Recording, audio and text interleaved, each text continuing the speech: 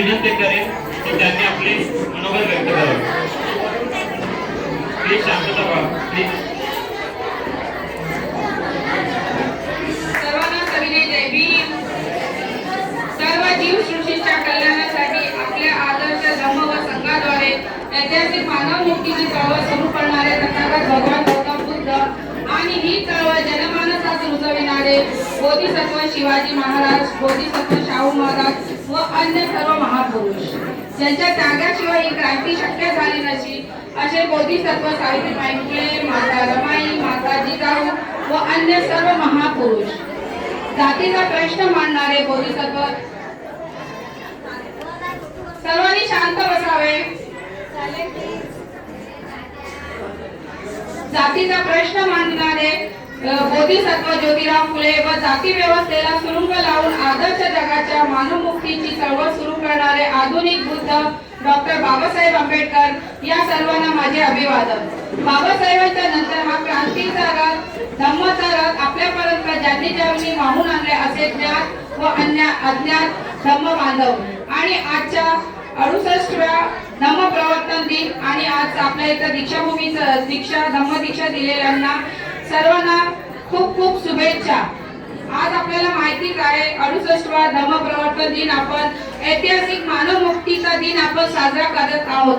हा आपल्या बौद्ध धर्मीयांना मानव मुक्तीचा म्हणजे आपल्याला घाणीतून बाहेर काढलेले जे आपले बाबासाहेब आंबेडकर आहे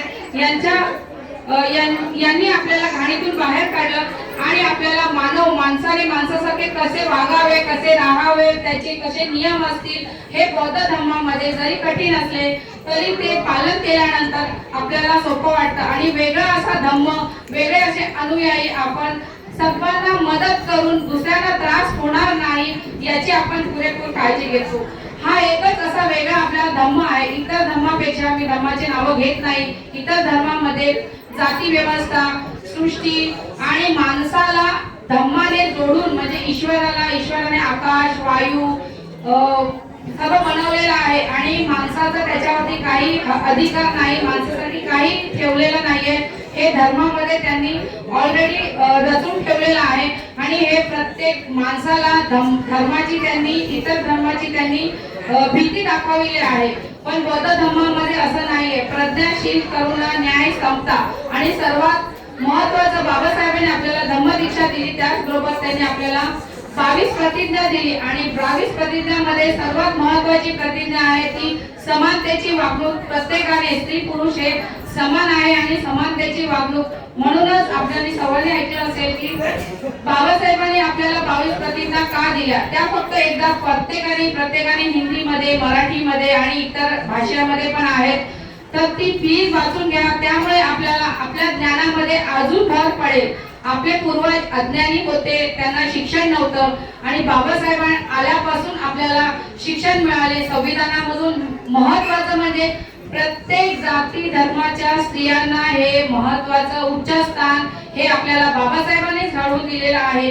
कारण बाबासाहेबांनी ज्या हाल अपेक्षा काढल्या तर त्या हाल अपेक्षा आता आपण काढू शकत नाही आणि आता आपण एवढ्या ऐशो आरामाची जी जीवन जगत आहे म्हणजे आपण खातो तो घास आणि घेतो तो श्वास तो फक्त आणि फक्त बाबासाहेबांमुळेच आहे. हे आपण हे लक्षात ठेवलं पाहिजे. प्रत्येकाने लक्षात ठेवलं पाहिजे आणि स्वाभिमानाचा बुद्ध विहार आहे. आपण अभिमानाने सर्वांना सांगतो आणि आपण एवढे धम्म बांधव एवढे जोडले आहोत आणि खरंच आज 14 तारीख ही आपली बाबासाहेबांनी नमूद केल्याप्रमाणे धम्मदीक्षा 1956 साली घेतलेली आहे आणि त्याचप्रमाणे आपण 14 ऑक्टोबरला ही आपण धम्मदीक्षेचा प्रोग्राम करतो आणि बाबासाहेबांनी सांगितल्याप्रमाणे दरेकाला ही धम्मदीक्षा दिली पाहिजे. त्यामुळे सारा भारत बौद्धमय होईल आणि आपण सर्वांनी असेच सर्वांना साथ द्यावे एकमेकांचे. आपण शेवटपर्यंत म्हणजे शेवटच्या जगाच्या शेवटच्या बौद्ध बांधवापर्यंत ही धम्म हे बौद्धाचा धम्म हा आपण पोहोचवला पाहिजे. ही 100% जबाबदारी आपल्यावरती असेल. जय भीम, जय बौद्ध राष्ट्र. सर्वांना पुन्हा 61 धम्म प्रवर्तन दिनाच्या हार्दिक शुभेच्छा. आणि ज्यांनी आज धम्मदीक्षा घेतली आहे त्यांचे स्पेशली खूप धन्यवाद, अभिनंदन, खूप शुभेच्छा. आणि त्यांनी एकदा परत 22 प्रतिज्ञा प्रत्येक भाषेमध्ये, आपला हिंदी मराठी भाषेमध्ये एकदा वाचून घ्यावी आणि त्याच्यावर जास्तीत जास्त प्रयत्न करावा की कसा आपण बौद्ध धम्माला अजून पुढे घेऊन जाऊ शकतो. आणि श्रमदान करा, धम्मदान करा, ही दोन्ही हात जोडून आपल्याला विनंती. आणि प्लीज सगळ्यांनी विहारात या. बिहार के निर्माण से होगा बौद्ध समाज और बौद्ध समाज के निर्माण से होगा राष्ट्र का निर्माण. जय भीम, जय बौद्ध राष्ट्र.